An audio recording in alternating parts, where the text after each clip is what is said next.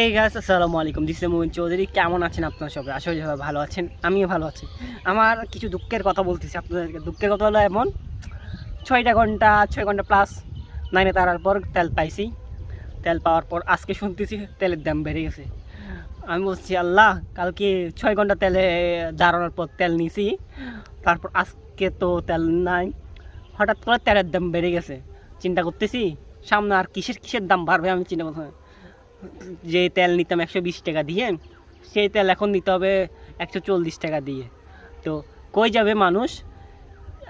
বুঝলাম না। এখন যারা বাইক চলায় তাদেরকে বাইক চলাইতে হবে না, তাদেরকে কি করতে হবে বুঝছেন? সাইকেল চলাইতে হবে বুঝছেন।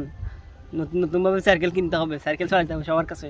আমি সবাইকে বলবো, ভাই একটা সাইকেল কিনবেন, বাইক চালানো বন্ধ করে দেন, সাইকেল চালান সবাই। শরীরের জন্য ভালো, সবসময় ভালো থাকবে।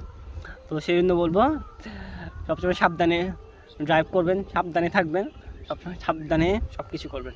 ভালো থাকবেন, সুস্থ থাকবেন। আসসালামু আলাইকুম।